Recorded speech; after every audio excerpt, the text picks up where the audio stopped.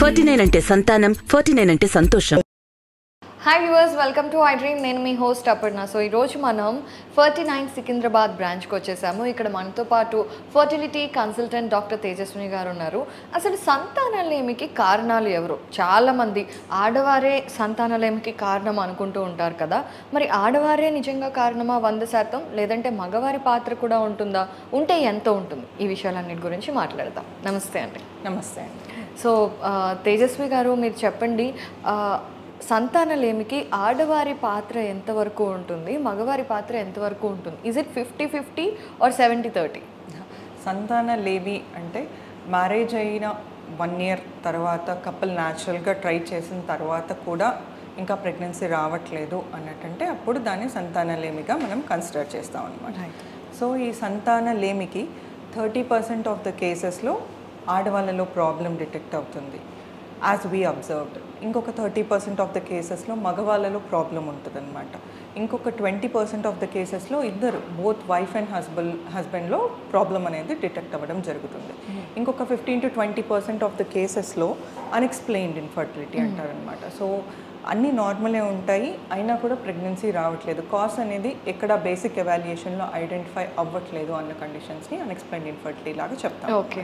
So unexplained infertility కనుక ముందు మనం మాట్లాడుకుంటే, సో అసలు కాజ్ అనేది తెలీదు.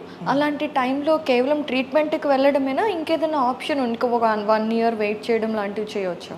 యూజువల్గా అన్ఎక్స్ప్లెయిన్డ్ ఇన్ఫర్టిలిటీ అన్నట్టంటే లైక్ ఆడవాళ్ళలో ఎగ్ అనేది ఫాలికల్ అనేది పెరుగుతుంది, ఫాలికల్ రప్చర్ అయ్యి ఎగ్ అనేది రిలీజ్ అవుతుంది, అండ్ ట్యూబ్స్ కూడా ఓపెన్ ఉన్నాయి, మగవాళ్ళలో వీర్య కణాల పరీక్ష కూడా నార్మల్గా ఉంది. ఈ అన్ని ఫ్యాక్టర్స్ అంటే బేసిక్ ఎవాల్యుయేషన్ అంతా నార్మల్ ఉంది, అయినా కూడా ఇంకా ప్రెగ్నెన్సీ రావట్లేదు అన్నప్పుడు మనం అన్ఎక్స్ప్లెయిన్డ్ ఇన్ఫర్టిలిటీ లాగా దాన్ని కన్సిడర్ చేస్తామన్నమాట. సో వన్స్ అన్ఎక్స్ప్లెయిన్డ్ ఇన్ఫర్టిలిటీ ఉంది అని తెలిసాక, depending on the age, if the women is less than 35 years of age, then న్యాచురల్గా ఒక 3 months ట్రై చేయండి అని మనం టైం ఇవ్వచ్చు అనమాట. But if the women is more than 35 years of age, as we know age తోటి egg numbers and egg quality తగ్గుతుంది కాబట్టి, so we have to upgrade the treatment. IUI ఒక 3 cycles అట్లా ట్రై చేశాక ఇంకా అవ్వట్లేదు అన్నప్పుడు ఐవీఎఫ్కి వెళ్ళాల్సిన అవసరం రావచ్చు. Okay. So coming to this అండి, ఇప్పుడు సంతానలేమికి 30% మగవారు కారణం అన్నారు, 30% ఆడవారు అన్నారు. సో ఆడవారి దగ్గరికి వస్తే అసలు ఎటువంటి కారణాల వల్ల ఫర్టిలిటీ మీద ముఖ్యంగా ఎఫెక్ట్ పడుతుంది? సో ఆడవాళ్ళలో మనము కాజెస్ అనేది కేటగరైజ్ చేసుకోవడానికి, సో బేసిక్గా డిఫెక్ట్ ఎక్కడుంది అనేది ఐడెంటిఫై చేయడం జరుగుతుందన్నమాట. సో ఓవరీస్లో ఏం కాజెస్ ఉంటాయి? ఫాలికల్స్ అంటే ఎగ్ నెంబర్స్. కొంతమంది మహిళలలో ఏజ్ పరంగానే కాకుండా నార్మల్గా కూడా రీసెంట్గా బికాస్ ఆఫ్ ద స్ట్రెస్ కావచ్చు, పొల్యూషన్ కావచ్చు, చేంజ్ లైఫ్ స్టైల్ కావచ్చు, ఎగ్ నెంబర్స్ అనేవి యంగ్ ఉమెన్లో కూడా ఈ మధ్య తక్కువగా అనేది కనిపించడం జరుగుతుందన్నమాట. సో అలాంటి వాళ్ళని పూర్ ఒవేరియన్ రిజర్వ్ అంటారనమాట. సో అలాంటి వాళ్ళు కొంచెం ప్రెగ్నెన్సీ తొందరగా ప్లాన్ చేసుకోవాలి. బికాస్ ఎగ్ నెంబర్స్ ఒకసారి ఏజ్తో పాటు ఇంకా తగ్గాయి అంటే వాళ్ళకు ప్రెగ్నెన్సీ అనేది రావడం చాలా కష్టంగా ఉంటుంది. అండ్ ఎగ్ నెంబర్స్తో అసోసియేట్ అయిన ఇంకొక కండిషన్ పీసీఓఎస్. సో పీసీఓఎస్ వాళ్ళలో ఏమవుతుంది, ఎగ్ నెంబర్స్ అనేవి చాలా ఎక్కువగా ఉంటాయన్నమాట. సో వీళ్ళలో ఎగ్ అదంతకదే న్యాచురల్గా పెరగడం, విడుదలవ్వడం అనేది జరగదు because of hormonal imbalance. So ఇలాంటి వాళ్ళకి ఆ హార్మోనల్ ఇంబ్యాలెన్స్ కరెక్ట్ చేసి ఆ ఎగ్స్ ఫాలికల్ అనేది అదంతకదే పెరగడానికి, లేదు పెరగట్లేదు అన్నప్పుడు ట్రీట్మెంట్ ద్వారా ఫాలికల్ అనేది పెరగడానికి మెడిసిన్స్ ద్వారా, ఒకవేళ మెడిసిన్స్ తోటి రెస్పాండ్ అవ్వట్లేదు, మ్యారేజ్ అయ్యి చాలా ఇయర్స్ అయిపోయింది అన్న వాళ్ళకి ఐయుఐ లాంటి పద్ధతులు సజెస్ట్ చేయడం జరుగుతుందన్నమాట. సో మనం ఓవరీస్లో ఎగ్ నెంబర్స్ని బట్టి మనం వీళ్ళు ఎలా రెస్పాండ్ అవుతారు ట్రీట్మెంట్కి అనేది ఐడెంటిఫై చేయొచ్చు అనమాట. సో ఓవరీస్లో ఈ ఎగ్ నెంబర్స్తో పాటు మనకు కొన్నిసార్లు కొన్ని అబ్నార్మల్ సిస్ట్లు కూడా తెలుస్తూ ఉంటాయి అన్నమాట. కొంతమందికి ఎండోమెట్రియోసిస్ అంటారు, చాక్లెట్ సిస్ట్ అంటారు అనమాట. సో ఈ చాక్లెట్ సిస్ట్ ఉన్న వాళ్ళకి ఏంటి అంటే ఎగ్ క్వాలిటీ అనేది కొంచెం తక్కువగా ఉంటుంది అనమాట. ఎగ్ నెంబర్స్ కూడా కొన్నిసార్లు బార్డర్ లైన్ ఉండే అవకాశం ఉంటుంది. బేసిక్గా ఎగ్ క్వాలిటీ కొంచెం తక్కువ ఉంటుంది కాబట్టి సో వీళ్ళలో కూడా మనకు ట్రీట్మెంట్ అనేది అవసరం పడుతుంది. Depending on the grade treatment అనేది సజెస్ట్ చేయడం జరుగుతుందన్నమాట. ఓకే. సో ఇప్పుడు అంటే ఫెలోపియన్ ట్యూబ్స్లో ఇష్యూస్ వల్ల కూడా ప్రెగ్నెన్సీ రాకపోవటం, ప్రెగ్నెన్సీ వచ్చినా కూడా అబార్షన్స్ అవ్వడం, కొన్నిసార్లు ట్యూబ్స్లోనే ప్రెగ్నెన్సీ రావడం లాంటివి జరుగుతాయి కదండి. వాటికి కారణాలు ఏంటి? సో ఫెలోపియన్ ట్యూబ్స్ అనేది మనకి ఏంటి అంటే గర్భసంచికి అండాశయాలకి కనెక్టింగ్ ట్యూబ్స్ అన్నమాట. సో ఈ ఫెలోపియన్ ట్యూబ్స్ అనేది ఓపెన్ ఉన్నాయా లేదా అనేది మనం కొన్ని టెస్ట్ల ద్వారా తెలుసుకోవచ్చు. లైక్ హెచ్ఎస్జి అంటారు, హిస్ట్రోసాల్పింగోగ్రామ్ అంటారు, సలైన్ ఇన్ఫ్యూజన్ సోనోగ్రఫీ అంటారు అనమాట. అండ్ లాప్రోస్కోపీ ద్వారా క్రోమోట్యూబేషన్ అనే పద్ధతి ద్వారా మనం ట్యూబ్స్ ఓపెన్ ఉన్నాయా లేదా అనేది తెలుసుకోవడం జరుగుతుంది. సో ఈ పద్ధతుల ద్వారా ఏంటి మనకు ట్యూబ్ అనేది ఓపెన్ ఉందా లేదా అన్నది మాత్రమే తెలుస్తుంది. బట్ ఆ ట్యూబ్స్ ఫంక్షన్ అవుతుందా లేదా అండ్ ట్యూబ్స్లో మైక్రోస్కోపిక్ లెవెల్లో ఏమైనా డిఫెక్ట్ ఉందా అనేది మనకు తెలియదు అనమాట. సో బేసికలీ ట్యూబ్స్ ఓపెన్ ఉన్నాయా లేదా అనే ఇన్ఫర్మేషన్ మనం ఈ టెస్ట్ ద్వారా తెలుసుకోవచ్చు. సో ట్యూబ్స్లో ఇన్ఫెక్షన్స్ వల్ల కావచ్చు, లేదు అంటే ప్రీవియస్ సర్జరీస్, కొంతమందికి అదర్ పెల్విక్ సర్జరీస్ లేదంటే అబ్డామినల్ సర్జరీస్ అయిన వాళ్ళలో అడ్హెషన్స్ అనేవి, అతుకులు అనేవి ఫామ్ అవుతాయి అన్నమాట. సో ఇలాంటి అతుకులు ట్యూబ్స్ని ఇన్వాల్వ్ చేసినప్పుడు, ట్యూబ్స్ని బయట నుంచి కంప్రెస్ చేసినప్పుడు ట్యూబ్స్ అనేవి బ్లాక్ అవ్వడం జరుగుతుంది. ఇంకొక కండిషన్ ఎండోమెట్రియోసిస్ అంటారనమాట. ఎండోమెట్రియోసిస్ అనే కండిషన్లో కూడా అడ్హెషన్స్, అతుకులు ఉంటాయి కాబట్టి ఆ అతుకుల్లో ట్యూబ్ ఒకవేళ ఇరుకుపోయినట్టు ఉన్నప్పుడు, లేదంటే ఆ అతుకుల వల్ల ట్యూబ్ బయట నుంచి కంప్రెస్ అయినప్పుడు ట్యూబ్స్ బ్లాక్ అయ్యి న్యాచురల్ ప్రెగ్నెన్సీ వచ్చే ఛాన్సెస్ కానీ తక్కువగా ఉంటాయి అన్నమాట. సో ఒకవేళ ఫెలోపియన్ ట్యూబ్స్లో మీరు అన్నట్టుగా బ్లాక్స్ ఉన్న ట్యూబ్స్లో ఇన్ఫెక్షన్ ఉండి అది సపోర్ట్ చేయకపోయినా, ఇప్పుడు మామూలుగా ఫీటస్ అనేది ఫస్ట్ ఫెలోపియన్ ట్యూబ్లోనే కనెక్ట్ అవుతుంది. ఒకవేళ ఫెలోపియన్ ట్యూబ్ ఫర్టిలిటీకి సపోర్ట్ చెయ్యని ఎన్విరాన్మెంట్లో ఉంటే అప్పుడు IUI IVF సక్సెస్ అవుతాయా?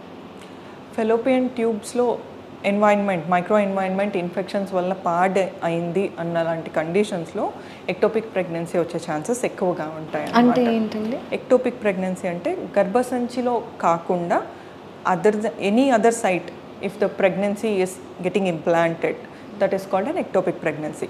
చాలామందిలో ఫెలోపియన్ ట్యూబ్స్లో రావచ్చు ప్రెగ్నెన్సీ. కొంతమందిలో రేర్గా సర్విక్స్ అంటే గర్భాశయ ముఖద్వారంలో వచ్చే ఛాన్స్ ఉంటుంది. కొంతమందిలో ఓవరీస్, అండాశయాల్లో కూడా ఎక్టోపిక్ ప్రెగ్నెన్సీ వచ్చే ఛాన్స్ ఉంటుంది. కొంతమందిలో పెరిటోనియల్ క్యావిటీలో కూడా ఎక్టోపిక్ ప్రెగ్నెన్సీ వచ్చే ఛాన్స్ ఉంటుంది. కొన్నిసార్లు ఏమవుతుంది అంటే like ectopic pregnancy location we can't identify on scan. That condition is called pregnancy of unknown origin. Okay. So ఆ టైంలో అలాంటి కండిషన్స్లో బీటా హెచ్సిజి హార్మోన్ లెవెల్స్ అనేది మనం చూసుకొని depending on the hormonal levels treatment అనేది ఇవ్వడం జరుగుతుంది. ఓకే. అన్నోన్ స్పేసెస్లో కనుక ఉంటే అది ఆటోమేటిక్గా అబార్ట్ అయిపోతాయా, లేదంటే మీరు హార్మోన్స్ ఇచ్చి అబార్ట్ చేస్తారా? దానికి మెడికల్ ట్రీట్మెంట్ ద్వారా కొన్ని డ్రగ్స్ ఇచ్చి ఆ కండిషన్ని ట్రీట్ చేయాల్సి ఉంటుంది. Okay.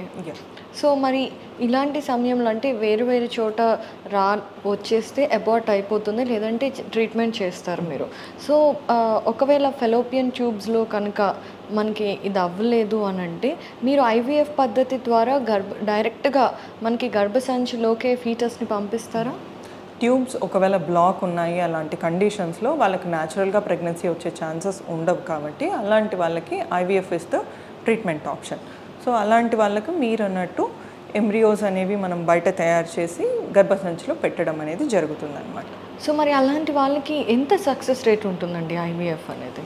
IVFలో basic process success rate depends on the women's age అనమాట. సో ఆమె ఎగ్ నెంబర్స్ ఎలా ఉన్నాయి అనే దాన్ని బట్టి మనం ట్రీట్మెంట్ సక్సెస్ అనేది డిటర్మిన్ చేయడం జరుగుతుంది. ఓకే.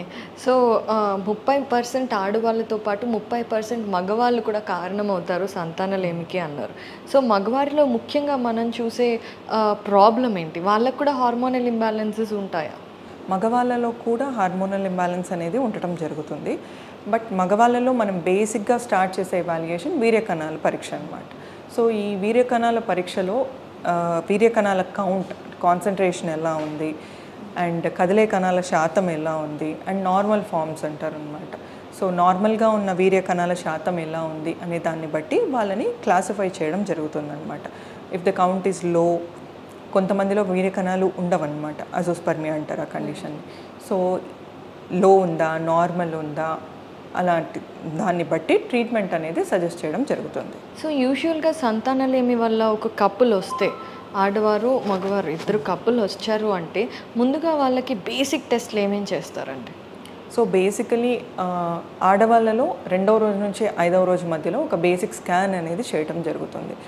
ఈ బేసిక్ స్కాన్లో మనకు బేసిక్ ఇన్ఫర్మేషన్ లైక్ అండాశయంలో ఎగ్ నెంబర్స్ ఎలా ఉన్నాయి అనేది తెలుస్తుంది. అండ్ ఎనీ అబ్నార్మల్ పెథాలజీ, ఇందాక నేను చెప్పినట్టు ఏమైనా సిస్ ఉన్నాయా అనేది మనం చూడడం జరుగుతుంది. దీంతోపాటు యూట్రస్, గర్భసంచిలో ఏమన్నా అదర్ ప్రాబ్లమ్స్ లైక్ కొంతమందిలో పాలిప్స్ అంటారనమాట, అలాంటివి కానీ ఏమన్నా ఉన్నాయా, ఫైబ్రాయిడ్ గడ్డలు ఏమన్నా ఉన్నాయా. సో గర్భసంచి సైజ్ ఒకటి చూసుకోవడం జరుగుతుంది. గర్భసంచి మరీ చిన్నగా ఉంటే కూడా అది ప్రెగ్నెన్సీ సపోర్ట్ చేయలేదన్నమాట. సో మరీ పెద్దగా ఉన్నప్పుడు అడినోమయోసిస్ అంటారనమాట. సో ఇలాంటివి ఏమన్నా ఉన్నాయా అనేది చూసుకోవడం జరుగుతుంది. దీంతోపాటు గర్భసంచిలో కూడా కొన్నిసార్లు abnormal shape of the uterus ఉండే ఛాన్స్ ఉంటుంది. సో అలాంటివి కూడా మనం Day 2 to Day 5 మధ్యలో చేసే స్కాన్లో చూసుకుంటాం అనమాట. This is one of the basic investigation. దీంతోపాటు మనం మళ్ళీ మధ్యలో like somewhere around Day 6 to Day 10 లోపు ఉమెన్ని పిలిచి ట్యూబ్స్ అనేది ఓపెన్ ఉన్నాయా లేదా ఒక టెస్ట్ చేసుకుంటాము. అండ్ మగవాళ్ళలో వీర్యకణాల పరీక్ష అనేది చేస్తామన్నమాట. సో ఈ 3 these are the basic investigations when a couple come to us with infertility. Like basic scan ఒకటి చేసుకోవడం, ట్యూబల్ పేటెన్సీ చూసుకోవడము అండ్ సెమిన్ అనాలిసిస్. ఇవి 3 బేసిక్ ఇన్వెస్టిగేషన్స్ ఉంటాయి. దాని తర్వాత ఎవరు ఏ ట్రీట్మెంట్ చేయించుకోవాలి, ఎవరి కండిషన్ చెప్తారు.